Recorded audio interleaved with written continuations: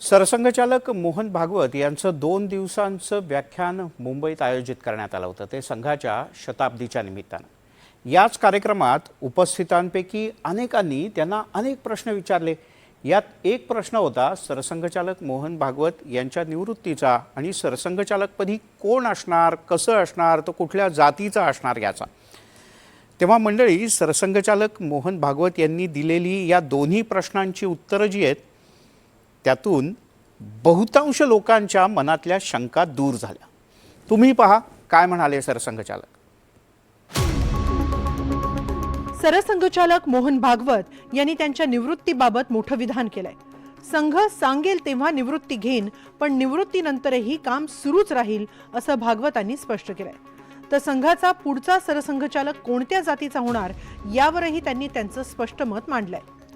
RSS प्रमुख कोणत्याही जातीचा असावा, ब्राह्मण, क्षत्रिय किंवा इतर कोणत्याही जातीचा असणं आवश्यक नाही। फक्त अट अशी आहे की नियुक्त केलेली व्यक्ती हिंदू असावी असं भागवतांनी म्हटलंय। मेरे 75 पूरे हो गए तो मैंने कार्यकर्ताओं को कहा कि हो गया भाई, अब तो आपको क्या हो गया है, घूम तो रहे आप, काम करो। और तो मैं रुक गया हूं। मैं यहां रहूं ये मेरी इच्छा नहीं है, कार्यकर्ता की रहती नहीं है।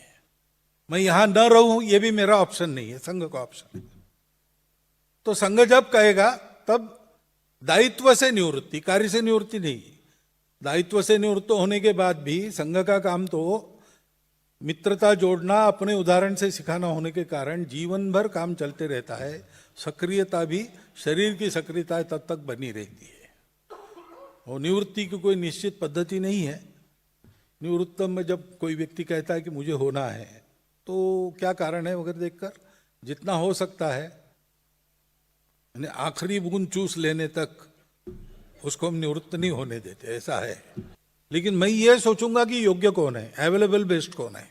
तो बेस्ट भी होना चाहिए और अवेलेबल भी होना चाहिए। मैं सरसंघ चालक हूं, बेस्ट लोग और भी है, लेकिन वो अवेलेबल नहीं। जिसको खाली किया जा सकता है वो अकेला ही था, इसलिए मुझे बना है। तो इसलिए इसको SC ST होना ये डिस्क्वालिफिकेशन नहीं है, या ब्राह्मण होना ये क्वालिफिकेशन नहीं है। जो उपलब्ध है और अच्छा है उसको उस समय के सरसंघ चालक बने, उसमें SC ST भी हो सकता है। मोहन भागवत यांनी प्रदीर्घ काळापासून स्वतःला संघाच्या सेवेत वाहून घेतलंय। 11 सप्टेंबर 1950 रोजी चंद्रपूरमधील संघाशी निगडीत कुटुंबात त्यांचा जन्म झाला। त्यांचे वडील मधुकरराव भागवत हे संघात कार्यरत होते। मोहन भागवतांचं प्राथमिक शिक्षण चंद्रपूरमध्ये झालं, तर नागपूरच्या सरकारी पशुवैद्यकीय महाविद्यालयातून त्यांनी पदवीचं शिक्षण घेतलं। 1975च्या आणीबाणीच्या काळात ते संघाचे पूर्ण वेळ प्रचारक बनले। 1997 मध्ये अकोला इथं प्रचारक म्हणून जबाबदारी स्वीकारली। 1991 ते 1999 दरम्यान अखिल भारतीय शारीरिक प्रमुख म्हणून काम केलं। 2000 मध्ये संघाच्या सहकार्यवाहपदी निवड झाली आणि 2009 मध्ये के सुदर्शन यांच्या निवृत्तीनंतर मोहन भागवत संघाचे सरसंघचालक झाले। सर्वात तरुण सरसंघचालकांपैकी एक म्हणून त्यांनी सूत्र स्वीकारली होती। त्यांना संघाचं आधुनिकीकरण करणारे आणि प्रगतिशील नेते मानलं जातं। आपल्या कारकिर्दीत त्यांनी हिंदुत्व म्हणजे सर्वसमावेशकता या विचारधारेवर अधिक भर दिला।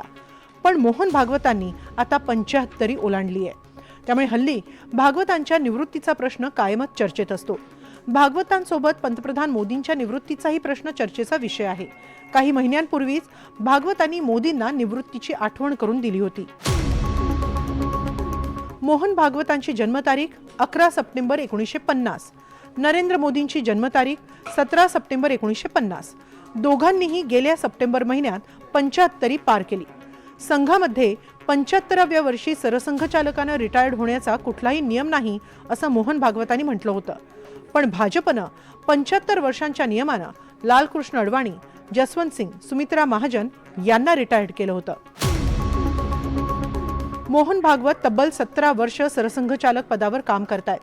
75 ओलांडल्यानंतर मोहन भागवतांनी सहकार्यांकडे निवृत्तीचा विषय काढलाय, पण तुर्तास तरी सहकार्यांनी मोहन भागवतांच्या नेतृत्वातच काम करण्याची इच्छा व्यक्त केली आहे। Bureau report, NDTV Marathi, Mumbai.